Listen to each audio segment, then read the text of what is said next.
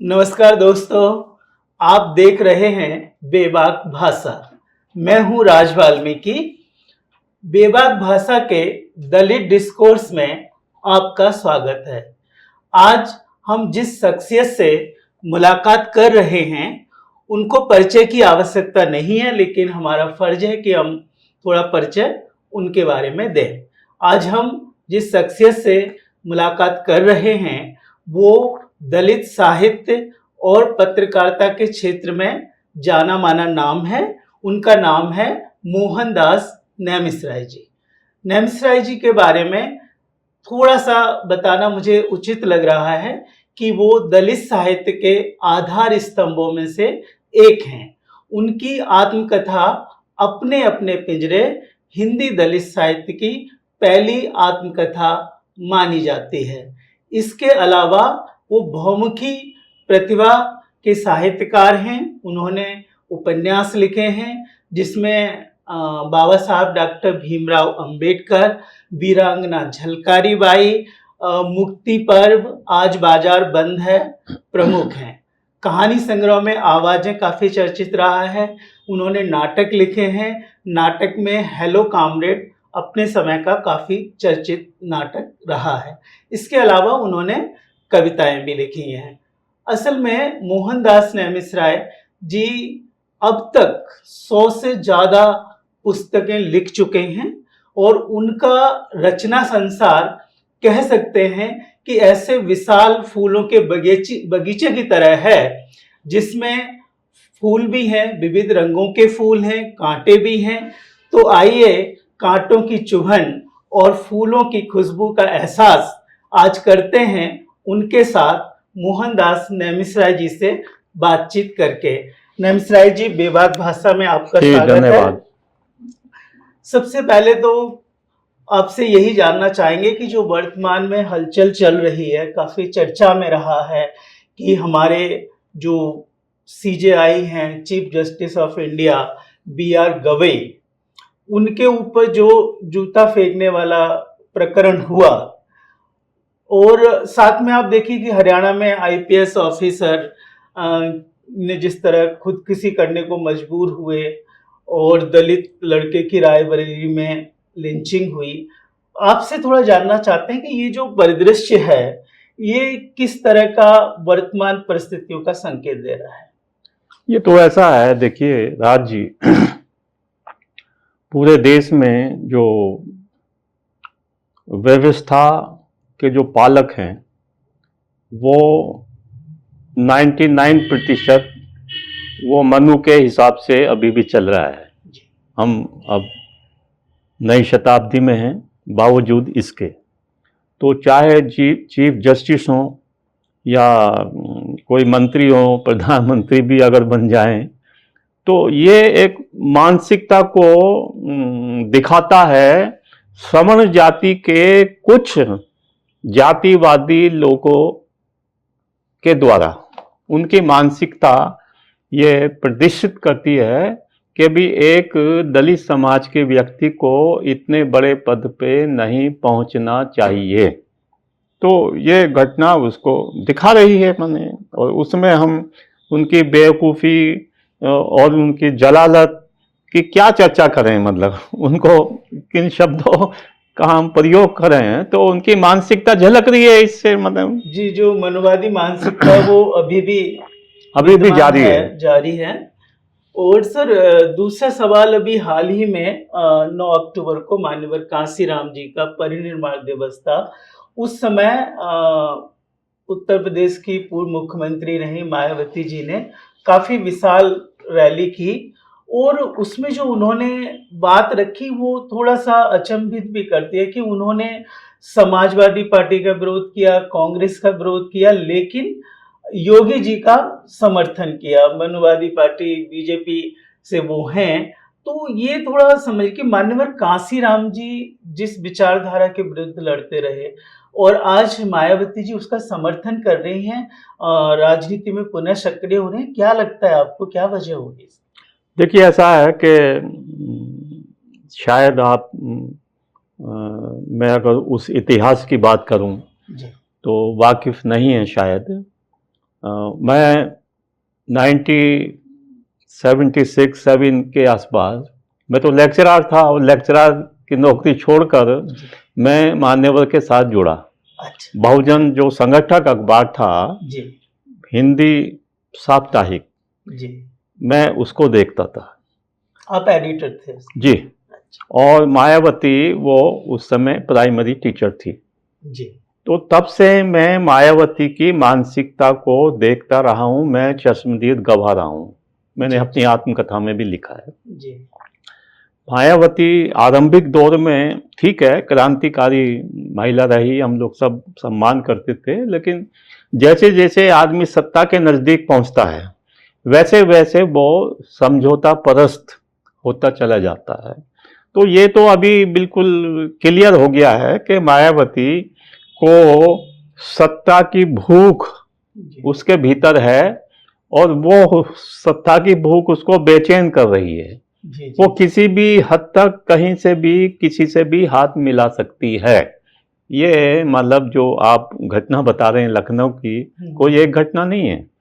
मतलब 10 साल से अगर जो आप देखें तो राजनीतिक जो परिदृश्य हैं उसमें ये बात साबित हो चुकी है कि मायावती को सत्ता चाहिए जी। और सत्ता के लिए वो कहीं भी जा सकती है और कुछ भी कर सकती है, किसी से भी समझौता कर किसी सकते से हैं, भी चाहे समझौता। हमारी विपरीत हाँ, विचार विपरीत का रहे। कोई सवाल नहीं है। राजनीति में तो ऐसा है ना कि कोई विपरीत और उसका कोई ऐसी बात नहीं है, क्योंकि जब आदमी को सत्ता की जरूरत होती है तो फिर वो मतलब कहीं भी किसी से भी हाथ मिला सकती है। जी जी जी। बहुत सही। चलिए अब थोड़ा दूसरी तरफ रुख करते हैं। मैंने ये महसूस किया है मोहनदास नैमिष राय जी की आप मैंने आपको घूमने का काफ़ी शौक है, आप प्रवास में ज़्यादा रहते हैं। आज तो हम लोग दिल्ली में बात कर रहे हैं, लेकिन अक्सर आप दिल्ली से बाहर रहते हैं और कई जगह आपको साहित्यिक कार्यक्रमों में बुलाया जाता है और भी कई तरह से आपका जाना होता है। मैं इससे जुड़ा एक सवाल पूछना चाहता हूँ, काफ़ी आपको नए-नए अनुभव होते होंगे और विस्तृत जानकारी होती होगी कि अभी जो आज के समय में दलित साहित्य, बहुजन साहित्य और जो जाति का विमर्श है, ये पूरे ऑल ओवर इंडिया के लेवल पे मैं चाहूँगा आप इसको तो विस्तार से ही बता सकते हैं कि अभी इस जाति विमर्श का, बहुजन साहित्य का, दलित आदिवासी साहित्य का जो दौर चल रहा है, तो इसमें कहाँ पर है ये? हम लोग कहाँ इसको महसूस कर रहे हैं? जाति विमर्श कहाँ पर है? आदिवासी जीवन है, बहुजन साहित्य की बात होती है। तो ये अभी आप अपने नज़रिए से इसको कैसे देखते हैं? ये ऐसा है कि मेरी आत्मकथा 95 में अपने अपने पिंजरे आई। जी, उससे पहले भगवान दास जी हमारे वरिष्ठ लेखक रहे हैं, जी, मैं भंगी हूँ नाम से आई, जी, और उन्होंने कहा कि ये मेरी आत्मकथा नहीं है, ये जी। एक समाज की आत्मकथा है। जी, जी, जी। तो एक समाज की आत्मकथा से भी बहुत सारी चीज़ें निकलती हैं। जी, तो तब से लेकर आज तक, और मैं आपको बता दूं, मैं आरंभ में नवभारत टाइम्स में रहा और रिपोर्टिंग वगैरह करता रहा। गांव पे मैंने बहुत काम किया है, गांव की जाता था, कहीं दलित उत्पीड़न होते थे तो मैं जाता था। और राजेंद्र माथुर जी के समय में, अभी नई पीढ़ी के बच्चे तो जानते नहीं होंगे, काफ़ी मशहूर बहुत पहले। पत्रकार रहे हैं। हाँ, तो उस समय से लेकर बाहर जाना और रिपोर्टिंग के लिए करना। राजस्थान में एक नारायणपुर कस्बा है, मुझे अभी भी याद है जी, कि वहाँ एक दलित को हत्या कर दी थी, तो मैं अगले दिन ही मुझे भेजा गया था और पूरा मैंने वो लिखा था। माने तो उस तरह से जगह जगह जाना, और आरंभ से ही बाद में फिर मैं रेलवे में एडवाइज़र बन गया था हिंदी समिति में, और घूमना होता था, फिर महाराज जाना होता था, तो ये जगह जगह जाना होता था। इससे क्या हुआ कि मेरे भीतर, मैं अक्सर कहा करता हूँ कि दलितों को एक किसी खास पिंजरे में बंद नहीं रहना चाहिए जी, जी, मानसिक तौर पे। नैमिष राय को लोग इसलिए भी जानते हैं कि नैमिष राय के संबंध वो सभी जाति सभी धर्म के लोगों से थे। जी महाराष्ट्र में जाता था, जी। समाजवादी लोग काफी, अभी मेरी पत्रों पे भी किताब आई है। अच्छा तो वहाँ भाई वैद्य गृह मंत्री रहे हैं, वो मुझे पत्र लिखते थे, और बहुत सारे लोग आम और खास शबाना आजमी पत्र लिखती थी।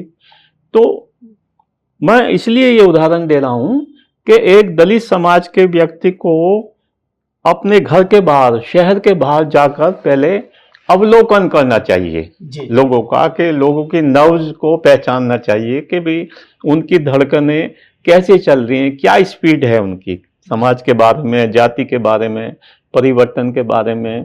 तो दलित साहित्य ने बहुत कुछ दिया, भारत को नहीं विश्व को भी।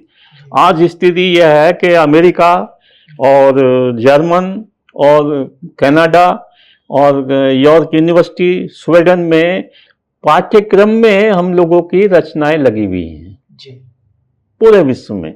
ब्लैक जो लिटरेचर है उस पर मेरी किताब आई है पीछे। जी। तो पूरे विश्व में दलित साहित्य की गूंज हुई है और लोगों को जागृत किया है, महिलाओं के भीतर चेतना आई है। जी तो वो एक बड़े फलक पर दलित साहित्य ने लोगों में परिवर्तन किया है, ये मैं कह सकता हूँ। तो कुछ परिवर्तन आपको लगता है कि आया है पहले बहुत से? कुछ नहीं, अच्छा बहुत अधिक परिवर्तन आया। अच्छा। नमिश्रा जी, आपने कई उपन्यास लिखे हैं और काफी चर्चित भी रहे हैं, जिसमें बाबा साहब अम्बेडकर का उपन्यास तो बहुत है, वीरांगना झलकारी बाई है, और मुक्ति पर्व है, सावित्रीबाई फुले पर भी सावित्रीबाई फुले पर भी उपन्यास है, आया है, और आज बाजार बंद जी, है जी, ऐसा। जी, लेकिन जी। अभी अभी फिलहाल आप उपन्यास में किस विषय पर उपन्यास लिख रहे हैं? अभी मैं एक लंबा काम चल रहा है, 3-4 साल हो गए, जो दलित साहित्य लिखा गया लगभग हर भाषा में जी पिछले 2000, 3000, 4000 सालों से। सिंधु घाटी की सभ्यता से हमने शुरुआत किया है। जी उसके बाद थेरियों का एक जो लेखन से जुड़ी, माने बौद्ध धर्म से माने, तो वहां से शुरू किया, और पूरे देश में जो साहित्य लिखा गया हर विधा में, उपन्यास है, कहानी है, नाटक है, और आत्मकथाएं हैं, निबंध है, आलोचना है, रेखा चित्र हैं, साहित्य की तमाम विधाओं पे मैं काम कर रहा हूँ, लोगों को मिल रहा हूँ, घूमता हूँ, लाइब्रेरी जाता हूँ, और ये लगभग 10-12 खंडों में यह मैटर आना है। जी, बड़ा काम है। तो अभी जो उपन्यास आप बता रहे थे, फिलहाल किस पर है? निजाम अभी एक का उपन्यास आया निजाम नाम से, उसमें और जेल जीवन पर मैंने काम किया है, और ये इसको लिखते हुए अभी मैं कहूँ तो 1-2 साल नहीं, 5-10 साल और पहले से ये चल रहा था। मेरठ में अब्दुल्लापुर एक जेल है, अच्छा वहाँ हमारे एक दोस्त है MLA झग्गर सिंह जी, तो उनकी मदद से हम जेल के अंदर जाते थे कैदियों से बात करने के लिए। फिर यहाँ तिहाड़ जेल में मेरे जो फादर इन लॉ वो सुपरिटेंडेंट थे, अच्छा अच्छा, और किरण बेदी जी कमिश्नर बनी, उनके साथ एक महिला थी, अभी मैं नाम भूल रहा हूँ, तो उनकी कविताएं मैं बयान पत्रिका में छापता था, जो कैदी, महिला कैदी लिखती थी। तो तिहाड़ जेल में भी मैंने कुछ बात की कैदियों से। तो विशेष मैं ये बताना चाह रहा हूँ कि जातिवाद हर जगह है। जेल के अंदर कोई अगर सफाई कर्मी समाज से कैदी चला जाता है तो उससे वो जेल में सफाई का काम कराते हैं, जी जी, ना चाहते हुए भी। क्यों?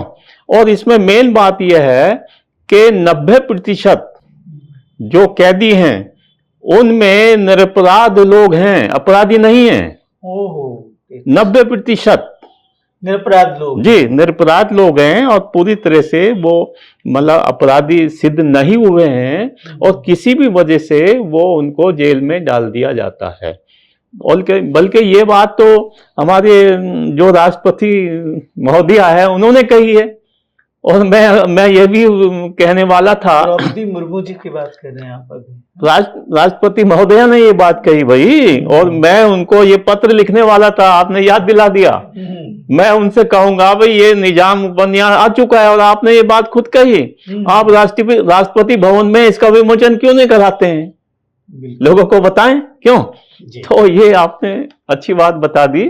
तो हर जगह जातिवाद है, क्योंकि जेल में एक शासन होता है, जेलर का, सुपरिटेंडेंट का, और जो दूसरे जो बड़े बड़े पद हैं, और जो जेल में आदमी चला गया तो वो इसी के अनुसार काम करना पड़ेगा। जी। और ये सब का मतलब अगर निजाम उपन्यास अगर हमारे पाठक पढ़ेंगे तो इस तरह की जानकारी, भेदभाव और जेल का जीवन किस तरह का है उसके बारे में जानकारी मिलेगी। नमस्ते सर, इसमें थोड़ा एक अलग एक रुख अपनाते हुए हम बात करें कि आपने जैसे बाबा साहब ने तो बहुत पहले बौद्ध धर्म धारण किया था, लेकिन अभी आपका भी आपने बताया था कि बौद्ध धर्म में आप चीर धारण करते हैं, विपश्यना वगैरह है, तो इस ओर कैसे आपका झुकाव हुआ? मैं आपको बताना चाह रहा हूँ कि बाबा साहब डॉक्टर अंबेडकर हमारे शहर यानी कि मेरठ में वैशाली ग्राउंड है, वहाँ 1953 में आए, उनका भाषण हुआ। आप जो दिल्ली में अंबेडकर भवन देख रहे हैं ना, तो यहाँ अंबेडकर भवन बनवाने के लिए हमारे पिताजी, हमारे दादाजी, हमारे ताऊ जी, हमारे चाचा जी ने चंदा दिया बाबा साहब को। तो वो पैसा मतलब इसलिए वो एक लेक्चर उनका रखाया गया। मैं उस समय बच्चा था, लेकिन यह है कि जब बाबा साहब का परिनिर्वाण हो गया, उसके बाद मेरठ में जाटव गेट एक बस्ती है, उसमें हम लोगों ने बाबा साहब डॉक्टर अंबेडकर पुस्तकालय और वाचनालय शुरू किया। तो वो एक बीज मेरे भीतर गया, बल्कि मुझे नाम याद है, चंद्रसेन शाम को आते थे और बुद्ध वंदना में हम शामिल होते थे। धीरे धीरे धीरे ग्रुप हुआ, तो इस तरह से एक बौद्ध धर्म के प्रति हमारी रुचि बढ़ती चली गई। और करीब 2 साल पहले देहरादून में विपश्यना मैंने की, और उसके बाद वाराणसी में मैंने खुद चीवर लिया पहली बार। तो और मैं अभी श्रीलंका होकर आया हूँ। तो मेरा ऐसा विश्वास है कि बौद्ध धर्म एक अनुशासित ढंग से व्यक्ति के जीवन को संचालित करने, आगे बढ़ाने के लिए एक बहुत अच्छा माध्यम है। इसलिए मैं, और इसमें जाति का कोई स्थान नहीं है। जाति का कोई स्थान नहीं है। नमस्ते जी, अभी बाबा साहब की जो 22 प्रतिज्ञाएं हैं वो काफी मशहूर रही हैं, और हमारे मन में ये सवाल आता है, क्योंकि हम दिल्ली में रहते हैं, हमें इतनी जानकारी नहीं है कि जो आप देश में घूमते रहते हैं, विदेश में भी आपका आना जाना होता है, तो कुल मिलाकर हम ये अपने भारत देश की ही बात करें तो क्या लगता है कि जो 22 प्रतिज्ञाएं वैसे सुनने में काफी कठिन भी लगती हैं, तो क्या लोग इनका पालन करते हैं? आपका क्या अनुभव रहा है? देखिए, ऐसा है कि अभी मैं पहले एक घटना नहीं, एक दुर्घटना की बात कर रहा हूँ। मेरे मित्र तो नहीं कहना चाहिए, मेरे प्रशंसक राजेंद्र पाल गौतम जी ने जब 22 प्रतिज्ञाओं की बात की दिल्ली में ही, आपको तो पता है, उसकी वजह से माने जो तब जो मुख्यमंत्री थे उनको माने मजबूर होकर कहना पड़ा इस्तीफे के लिए, अरविंद केजरीवाल जी। अरविंद केजरीवाल जी। तो 22 प्रतिज्ञा का मतलब यह है कि अब कितना पालन हो रहा है मैं बताऊंगा, या नहीं हो रहा वो भी बताऊंगा जी। लेकिन 22 प्रतिज्ञा के नाम से ही लोगों को एक तरह से यह हो जाता है, इरिटेशन हो जाता है दूसरे लोग, मतलब वो तेजी हो जाते हैं अपने आप। तो ऐसा कुछ तो है ना, कुछ तो कशिश है मतलब बौद्ध धर्म में। तो अब मैं आपको ये बताना चाह रहा हूं कि जो 22 प्रतिज्ञाएं हैं, विशेषकर महाराष्ट्र में, और कर्नाटक चले जाइए, अभी मैं मद्रास होकर आया हूँ, मद्रास में बुद्ध विहारों में रहा हूँ मैं, और बेंगलोर के अंदर महाबोधि एक बुद्ध विहार बहुत बड़ा है। तो बहुत लोग पालन कर रहे हैं 22 प्रतिज्ञाओं का। जो लोग गांव में रहते हैं, विशेषकर कस्बों में रहते हैं, बुद्ध विहारों में रहते हैं, वो सुबह से शाम तक उनका एक जीवन अनुशासित है। सुबह 4:30 बजे उठते हैं और शाम को, रात को फिर वो सोते हैं। तो बहुत सारे लोग शहरों में वो कम पालन कर रहे हैं, क्योंकि एक 22 प्रतिज्ञाओं का मतलब यह है कि ये बहुत कठिन है माने, इसलिए ये आप सवाल पूछ रहे हैं 22 प्रतिज्ञाओं। और मैं ये कहना चाह रहा हूं कि पूरी 22 प्रतिज्ञा का पालन करने वाले बहुत अधिक नहीं हैं, लेकिन बहुत हैं। मैं आपको फिर ये बात कहना चाह रहा हूं। और उसमें से कम 15-16 प्रतिज्ञाओं का पालन करने वाले अधिक लोग हैं, और वो अपने जीवन को आगे संचालित कर रहे हैं जीवन में माने। तो काफी लोग बाबा साहब को मानते हैं, बौद्ध धर्म को मानते हैं और वो उनका पालन कर रहे हैं। जगह जगह बुद्ध विहार बन रहे हैं, महिलाएं भिक्षुणी बन रही हैं, नागपुर में महिलाएं हैं, मैत्री अभी उनकी किताब भी आई है और उस तरह से वो कर रहे हैं। बेंगलोर में जो महिलाएं भिक्षुणी बन गई हैं, भारत में 100 से ज्यादा भिक्षुणी से तो मैं खुद मिल चुका हूँ, उनके इंटरव्यू किए हैं और मैं पीछे श्रीलंका भी होकर आया हूँ। तो वहां तो काफी माने भिक्षुणी आगे हैं, संघमित्रा और ये सारी माने उन पर वो काम कर रही हैं, किताबें लिख रही हैं। और श्रीलंका में आत्मकथाएं बहुत लिख रही हैं भिक्षुणी, मैं वहां से कॉपी लाया हूँ। तो पूरे देश में विदेश में बौद्ध धर्म पे काफी काम हो रहा है, लेकिन इसके बावजूद भी जो सवर्ण जाति के जातिवादी लोग हैं वो बौद्ध धर्म को आगे बढ़ते हुए नहीं देख सकते। जी जी। मैं बताना चाह रहा हूं, जो अभी नामांतरण आंदोलन हुआ जो बाबा साहब की यूनिवर्सिटी के लिए, जो एक वो जानबूझ के टारगेट किया बुद्धिस्ट लोगों को।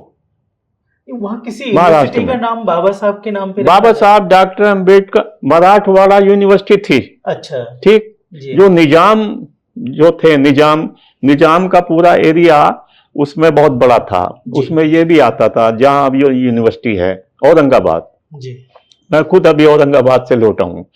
तो उसको बाबा साहब डॉक्टर अम्बेडकर मराठवाड़ा यूनिवर्सिटी ऐसा वो हुआ, वो शब्द अभी भी है। माने पूरा बाबा साहब डॉक्टर अम्बेडकर विश्वविद्यालय ऐसा नहीं है, उसमें मराठवाड़ा शब्द भी आया है। अच्छा, नाम है बाबा साहब का, फिर भी मराठवाड़ा आया है। जबकि आपको मालूम होना चाहिए कि बाबा साहब ने उस दौरान वो बहुत काम किया है उस यूनिवर्सिटी के लिए जी, और शिक्षा को आगे बढ़ाने के लिए उन्होंने काफी काम किया है।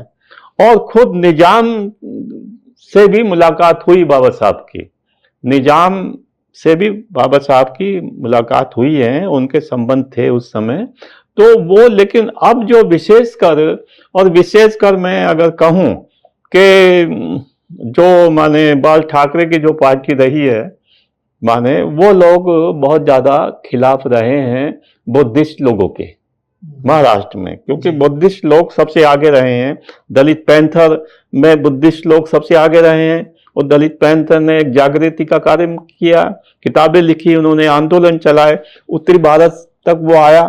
तो उस तरह से आज अब स्थिति यह है कि जो अभी चीफ जस्टिस महोदय की जो बात हम करें, मेरे संबंध इनके पिताजी से रहे, आर.एस. गवई साहब, जो बम्बई में उस समय मंत्री, तो वो उस समय नहीं थे, विपक्ष के बहुत बड़े लीडर थे। अच्छा। और उनकी मान्यता है, 2 बार वो गवर्नर बने हैं, माने बिहार में भी गवर्नर बने, तो मेरी बातचीत होती रहती थी।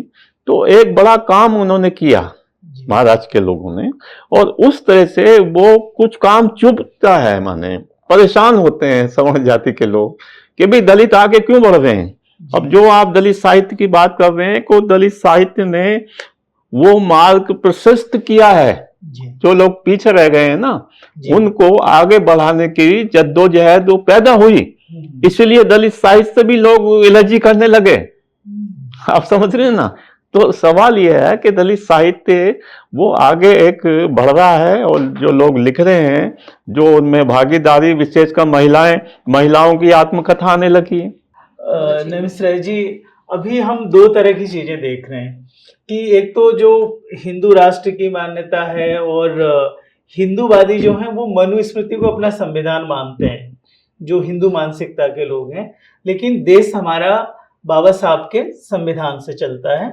लेकिन आजकल कुछ ऐसे हालात क्रिएट हो रहे हैं कि हमारे संविधान पर भी एक तरह का संकट प्रतीत हो रहा है। आप इसे कैसे देखते हैं? मुझे एक, अगर आप इजाजत दें तो मैंने कहानी से लिखना शुरू किया है अभी, जिसका टाइटल है कीड़े। और मेरा इंटरव्यू करने आई थी महिला, अभी नाम मैं भूल जाता हूँ, कनाडा में रही है, और उन्होंने ये बात मुझे बहुत पहले बताई। ठीक, ओम प्रकाश वाल्मीकि की जो झूठन है वो उन्होंने अनुवाद की थी अंग्रेजी में, और मेरी किताब यॉर्क यूनिवर्सिटी में उन्होंने लगवाई, टोरंटो में। ठीक, तो जो आप संविधान की बात कर रहे हैं, मैं जिक्र कर रहा हूँ कि संविधान को किसने जलाया? मनुवादियों ने जलाया जी। दिल्ली के अंदर। तो मैं दे रहा हूं वो चीज, वो सहन नहीं हो रही चीजें कि जो आप कह रहे हैं ना मनुवाद की। तो मनुवाद का ही जो कानून माने चलता था, हिंदू कोड बिल जब बना जी। भारत में, उससे पहले तक तो मनुवाद का कानून था। हिंदू कोड बिल बनने के बाद भी मनुवाद का कानून रहा। देश आजाद हो गया उसके बाद भी मनुवादी कानून चलता रहा, नियम चलते रहे। तो मैं अपने जो अभी कहानी लिख रहा हूं उसमें यही दे रहा हूं कि ये कीड़े हैं, माने जहरीले कीड़े। मैं अगर करूं बात करूं, ये हमारे देश की बात नहीं है। जहां जहां भी लोग जाएंगे मनुवादी, वो अपने साथ जहरीले कीड़े ले जाएंगे और सब सारे दुनिया के अंदर वो कीड़े जो है ना उनके भीतर रेंगते रहेंगे, एक दूसरे का काम करेंगे वो। एक दूसरे के भीतर वो कीड़े जाएंगे और दलितों के साथ। और बता दूं मैं, जो महिला ने उन्होंने बताया, मुखर्जी सरनेम था उनका, वहां पाठ्यक्रम में बड़ी जद्दोजहद हुई। कनाडा में, जर्मन में, अमेरिका में, स्वीडन में पाठ्यक्रम दलित क्यों लगे? यहाँ के लोगों ने ये किया, माने विरोध यहाँ के लोग कर रहे हैं, वहां के लोग नहीं कर रहे। यहाँ के लोग कर रहे हैं विरोध के भी दलित पाठ्यक्रम नहीं पढ़ाया जाना चाहिए। क्यों? तो सारी दुनिया में जो मनुवादी लोग जा रहे हैं वो अपने भीतर जो कीड़े हैं उनको लेके जा रहे हैं और बाहर बीमारी पैदा कर रहे हैं। तो उनका सशक्त तरीके से मिलजुल के हमें विरोध करना चाहिए और डट के सामना करना चाहिए इन मनुवादी लोगों का। अच्छा नेमिष जी, आपने हिंदी, मराठी और अंग्रेजी में लेखन किया है। हम चाहते हैं आप अपनी पसंद से अंग्रेजी में कुछ सुना दीजिए। नहीं, मैंने ऐसा है कि मेरे घर में तो मेरे पिताजी 1942 में हाई स्कूल कर लिया था, तो मेरा घर पढ़ा लिखा था मैंने जी। तो मैं अंग्रेजी फिल्में देखने जाता था 12-13 साल की उम्र में। अच्छा। तो मैं बहुत एक छोटी सी बात बताना चाह रहा हूँ और अंग्रेजी में लिखता रहा। 16 साल की उम्र में पहली बार बम्बई जाना हुआ जी। ठीक, और वहाँ जो माहिम चौपाटी बोलते हैं, समंदर का किनारा है, मैं अक्सर सुबह मॉर्निंग वॉक जाता था जी। तो एक आदमी फुटपाथ पे पड़ा हुआ है, मैं देख रहा हूँ उसको, कौन है ये, क्योंकि एक राइटर की एक भावनाएं होती है ना। तो मैंने लिखा है उसी के देखते हुए, a man lying on the road, people come see and go away without taking anything, a man lying on the road. ये लंबी कविता है। इसकी कहानी ये है कि एक व्यक्ति पड़ा, लोग आ जा रहे हैं, उनको परवाह नहीं है। बाद में पता चलता है वो आदमी मृत हो चुका है। मरा हुआ आदमी घंटों घंटों माहिम चौपाटी बम्बई में वो पड़ा हुआ है, उसको कोई देख नहीं रहा। चूंकि मेरे संस्कार मेरठ के थे, वो आदमी क्यों पड़ा हुआ है, बाद में मैं आपको बताना चाह रहा हूँ, आपको सुन के अच्छा लगेगा। भारत सरकार ने उस पर फिल्म बनाई, वहीं शूट किया। The success story ministry of social justice के माध्यम से मुझ पर वो फिल्म बनी। जी, बहुत कविता पढ़ते अच्छा लगा। बाकी जी। मोहनदास नेमिष जी, हमारे मन में 2 प्रश्न आ रहे हैं, लेकिन मैं उनको एक साथ मिला जी। पहला तो ये है कि आप पत्रकार रहे हैं और आपने बहुजन संकट से लेके कई अखबारों में काम किया, आपने बयान पत्रिका निकाली। तो ये जो पत्रकारिता का आपका अनुभव कैसा है, एक पूछ रहा हूँ। दूसरा सवाल है कि जब आपने लिखना शुरू किया था, हमने जो थोड़ा बहुत पढ़ा है उसमें कि भाई दलित पैंटर था, मराठी दलित साहित्य था, उससे हिंदी में दलित साहित्य की शुरुआत हुई। लेकिन आपने तो अपनी आत्मकथा अपने अपने पिंजरे जो लिखी है वो दलित साहित्य में पहली आत्मकथा मानी जाती है। तो ये जो दलित लेखन की जो शुरुआत, क्योंकि उस समय तो सारा हिंदी साहित्य जो है अलग तरह का लिखा जा रहा था, आपने उस साहित्य को एक दलित साहित्य के रूप में कैसे मन में आया कि शुरू किया जाए, और पत्रकारिता के अनुभव, बस 2 चीजें। नहीं, वो ऐसा था, बहुत संक्षेप में, दया पवार जी की बलूत जो मराठी में आत्मकथा थी, जिसका मतलब अछूत होता है। हाँ, तो मराठी मतलब बलूत, तो बहुत पहले छप चुकी थी, राजकमल ने भी उसको छापा। तो ऐसा जब दलित साहित्य की चर्चा हिंदी बेल्ट में होने लगी तो बहुत सारे हमारे मित्र, सवर्ण जाति के लोग जो हमारे मित्र थे उस समय, वो ये सवाल उठाते थे, भाई हिंदी बेल्ट में आत्मकथा क्यों नहीं? जी। क्यों? और बार बार सवाल उठाना मुझे अजीब सा लगता था। और मेरे संबंध थे 80 के दशक में, महाराज जाता था, मराठी भाषा लिखना मैंने सीखना शुरू किया, जी। और नामदेव धसाल से राजा ढाले तक मेरी बातचीत होती थी। तो मेरे भीतर ये सवाल आया कि भाई, और वही मैं भंगी हूं, भगवान दास जी की आत्मकथा छप चुकी थी जी। बल्कि 90 से पहले भी छप चुकी थी, उर्दू में छपी पहले, बहुत कम लोगों को मालूम है। ओहो, तो हाँ, फिर बिल्कुल। फिर ये मेरी आत्मकथा और मेरठ में जो मैं देखता था, माने वो सारी चीजें, परिस्थितियां, वो फिर मैं उसमें दिया। और जो पत्रकारिता की आप बात कर रहे हैं ना, देखिए पत्रकारिता में बहुत कम लोगों को मालूम है। हालांकि मैं ये नहीं कहता भी मेरे आलेख से शुरुआत हुई दलित पत्र, ऐसा नहीं है। 2-3 लोगों ने मुझसे पहले भी लिखा जी। नवभारत टाइम्स में, हिंदुस्तान में, लेकिन एक सशक्त ढंग से जो लिखा मैंने, जिसकी चर्चा दूर दूर तक हुई, तो वो अलग अलग एडिशन में वो छपा। तो पत्रकारिता का मतलब ये है कि भी एक व्यक्ति जो घर में बैठ कर लिखता है, बाहर घूम कर लिखता है, लोगों से मिलकर लिखता है, उसको पढ़ने वालों की संख्या मैं आपको रफली बताना चाह रहा हूं कि 1990 के दशक तक, 90 के दशक में बाबा साहब डॉक्टर अम्बेडकर जन्म शताब्दी समारोह समिति का मेंबर रहा हूं, मैं लैंड रिफॉर्म्स कमेटी का मेंबर रहा हूं। तो 90 के दशक तक मेरे पाठकों की संख्या कम से कम 70-80 लाख हो चुकी थी पूरे भारत में। और तमाम अखबार जो थे ना, वो मतलब मैं लिखता था और मुझे छापते थे। उससे क्या रिश्ते बनते हैं आदमी के, पता चलता है, समाज की धड़कनों का पता चलता है। हाँ, तो पता चलता है समाज में जाना, लोगों से मिलना, और किस तरह से क्या चीज, कहाँ आंधी आ रही है, कहाँ तूफान आ रहा है, कहाँ दलित उत्पीड़न हो रहा है, कहाँ महिलाओं पे उत्पीड़न हो रहा है। और छोटी सी बात मैं बता दूं, मेरठ में एक लाल डायरी मैंने बनाई थी। ये साहित्य की जो शुरुआत हुई ना, वो क्योंकि हम लोग कोई फूलों को सूंघ के, कोई चांदनी देख के कोई लिखते नहीं है।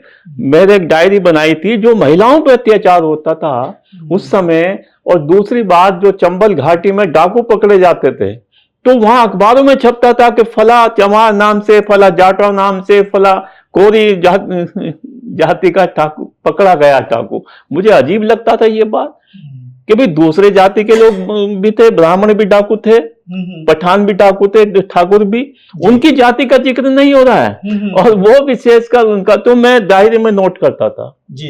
विशेषकर जो दलित महिलाओं पे जो बलात्कार होते थे, लाल डायरी होती थी और रेड इंक के पेन से मैं उसको लिखता था जी। तो वो एक जो जल जला मेरे भीतर वहां से उठा 70 के दशक में। और हमारे मेरठ में भीम सैनिक नाम से अखबार निकलता था, जिसके संपादक केवल छठी पास थे, लेकिन बहुत तूफानी आदमी थे, लेकिन उनका जज्बा था। और हम लोग लिखते थे, जाते थे, गांव में घूमते थे। आपने भी उसमें लिखा है? मैंने लिखा उसमें जी। तो दोस्तों, ये थे मोहनदास नैमिसाई जी। काफी हमें नई नई जानकारी मिली।